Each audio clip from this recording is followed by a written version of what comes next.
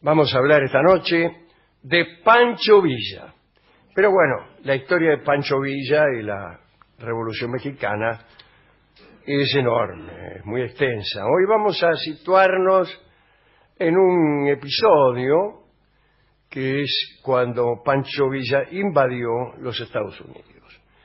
Villa se llamaba en realidad Doroteo Arango. Nació en 1878 en Durango, un lugar, pero en un lugar que no llegaba a ser rancherío, conocido como la Coyotada. Doroteo era el mayor de 5 hermanos, eran muy pobres. Su padre era quizá el peón Agustín Arango y su madre Micaela Quiñones. En un momento de su adolescencia ya empezó su confrontación con los grandes hacendados. Un día oyó que una de sus hermanas gritaba horrorizada. Las versiones difieren. O fue el hacendado, o el hijo del hacendado, o un capataz, pero la cuestión es que uno de estos niatos violó a la hermana de Pancho Villa. Doroteo lo descubrió infraganti, agarró una escopeta y liquidó al tipo. Huyó y a partir de ese momento entró en la clandestinidad. Dice el historiador Paco Taibo que ya nunca pudo reconstruir una relación de paz con la sociedad en la que vivía. Pasó 2 años de vida errante en el desierto mexicano. Decidió entonces llamarse Pancho Villa. Tal vez Villa era el apellido de un abuelo. En el desierto norte de México, siempre cerca de la frontera con Texas, Pancho Villa fue y vino, ahí entre la legalidad y la ilegalidad. Fue bandolero, ladrón de ganado, albañil, transportista de oro y plata que custodiaba sin robar. Llegó el punto en el que tenemos que meternos en la política mexicana de esos tiempos. Allá por 1910, gobernaba Porfirio Díaz. Se llama porfiriato a la etapa transcurrida entre el primero de los mandatos de Porfirio Díaz y el último, o sea, entre 1876 y 1911. Allá por 1909, Francisco Madero fundó el Partido Nacional Antireeleccionista, que se oponía a Porfirio Díaz. En junio de 1910 hubo elecciones. Madero había presentado su candidatura, pero Porfirio Díaz impidió el triunfo de Madero, que fue encarcelado, acusado de subversivo, etc. Así que otra vez la victoria fue para Porfirio. Madero salió de la cárcel, se exilió y lanzó el Plan de San Luis Potosí. Pasó a Estados Unidos. Desde allí pidió que todas las poblaciones de la República se levantaran en armas. Y Pancho Villa se unió al llamado de Madero y empezó una especie de robo organizado de vacas y creó una red de contrabando al servicio de los insurgentes. Empezaba la Revolución Mexicana, con 10 años de enfrentamientos en los que murieron más de 1 millón de personas. El primer ataque de los revolucionarios fue para tomar Ciudad Juárez. Fueron 12 horas de combates y cuentan que por ahí había ya algunos edificios de 4 o 5 pisos en donde se ofrecían las terrazas para observar los enfrentamientos entre maderistas y porfiristas, y pagando una entrada, ¿no? Una entrada que incluía también, dice aquí, una limonada. Hubo 5 muertos entre los mirones por balas perdidas. Allá por la medianoche del 12 de mayo de 1911, la guarnición del ejército de Ciudad Juárez se rindió. La ciudad quedó en manos de la revolución maderista. Fue la primera gran victoria de la revolución.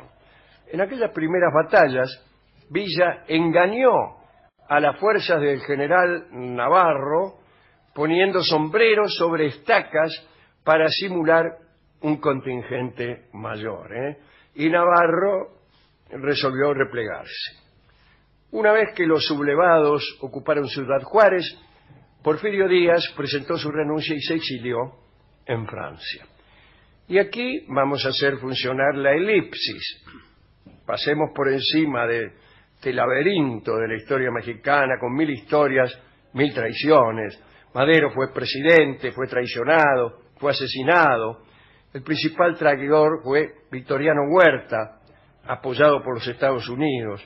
Huerta fue presidente y Villa juró venganza y luchó contra él. Luchó contra él en alianza, por ejemplo, con Venustiano Carranza y con Emiliano Zapata. Pero Carranza también traicionó. Llegó a la presidencia y dejó de ser amigo de los revolucionarios, Villa y Zapata, ¿no? En realidad, Venustiano Carranza despreciaba a Villa por su reputación de bandolero. Y, por ejemplo, nunca le concedió a la División del Norte el grado de ejército, ni a Villa, desde luego, el grado de general de división. Y aquí sucede que en su intento de demostrar que Carranza no controlaba el país y con el fin de poner contra Carranza, estaba Carranza como presidente, al presidente norteamericano Wilson, Woodrow Wilson, aquel que fue presidente cuando entraba Estados Unidos en la guerra, no en la guerra del 14. Pero esto es un poco anterior. Bueno, Villa entonces, para demostrar todo esto que acabo de decir, es decir, que Carranza no controlaba el país y para malquistar a Wilson con el gobierno mexicano, invadió el territorio norteamericano, en Nuevo México. Y, bueno, esta fue la única vez en la historia norteamericana en que un ejército latinoamericano atacaba su territorio, si exceptuamos aquella vez en que Hipólito Bouchard tomó un fuerte en California. Pancho Villa declaró: Estados Unidos quiere tragarse a México. Vamos a ver si se les atora el gaznate. Antes del amanecer del 9 de marzo de 1916, unos 573. Cuando uno dice unos, parece que fuera a dar una aproximación. Claro, no, cuando uno dice 573, parece que fuera a dar una certeza. Y sí.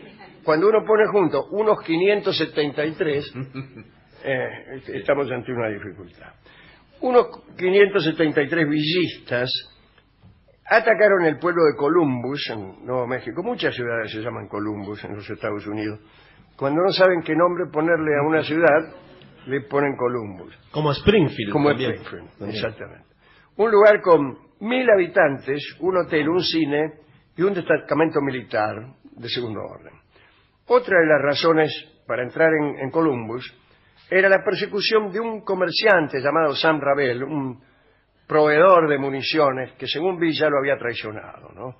Lo había estafado, mejor. Algunos fabricantes estadounidenses habían dejado de entregarle armas a Villa y otros le vendían balas truchas, cosas así, rellenas con corcho, en fin. Cuentan los historiadores que Pancho Villa observó aquel combate desde un cerro cercano.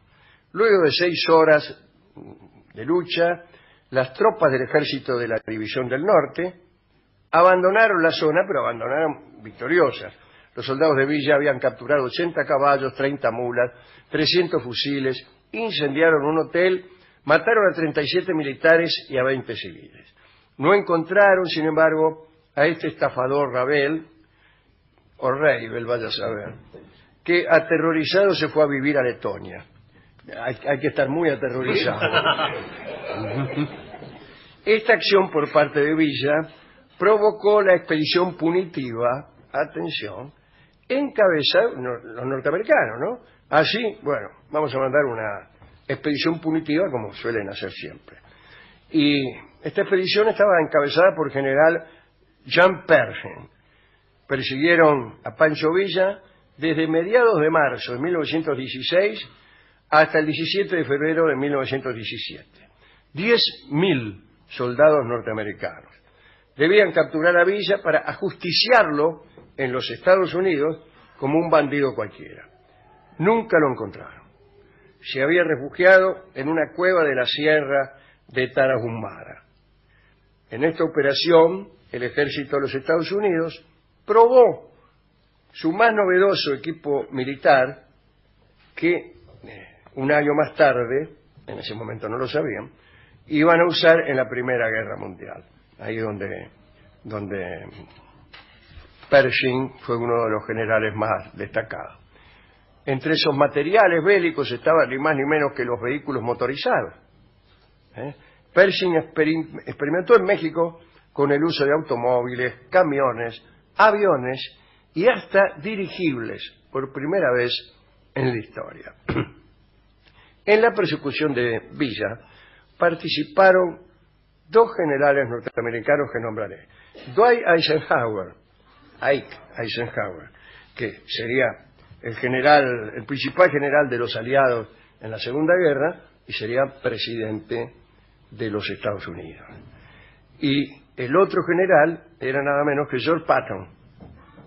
Los dos eran unos tenientes jóvenes, ¿no?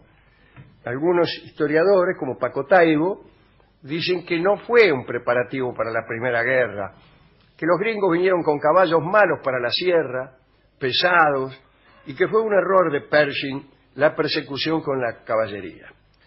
Villa tenía un mapa notable de cuevas de la sierra y nunca pudieron ni estar de cerca. Con el deterioro de las tropas en el desierto y con el hostigamiento del pueblo que apoyaba a Villa, Pershing se retiró frustrado. Algún tiempo después, tras la caída de Carranza, ¿no? el general traidor, que primero era aliado de Villa y después lo traicionó. Bueno, el nuevo presidente, Adolfo de la Huerta, no confundir con el otro Huerta, y luego Álvaro Obregón, le ofrecieron la amnistía, y le ofrecieron también un rancho en Chihuahua a cambio de detener sus actividades guerreras y a cambio de su retiro de la vida política. Estamos hablando de Pancho Villa. Y se retiró nomás a su hacienda de Durango, y allí, con casi 800 personas, formó una colonia cooperativa.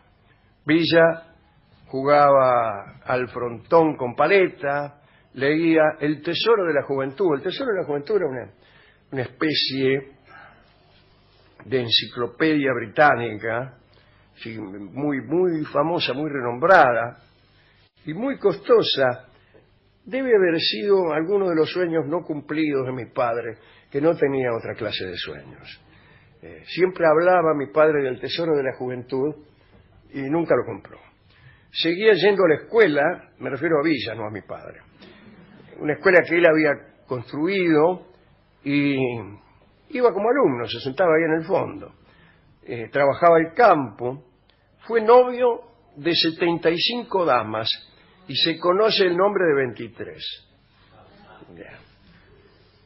Pancho Villa murió el 20 de junio de 1923, asesinado mientras realizaba el viaje de regreso de Parral hacia su rancho.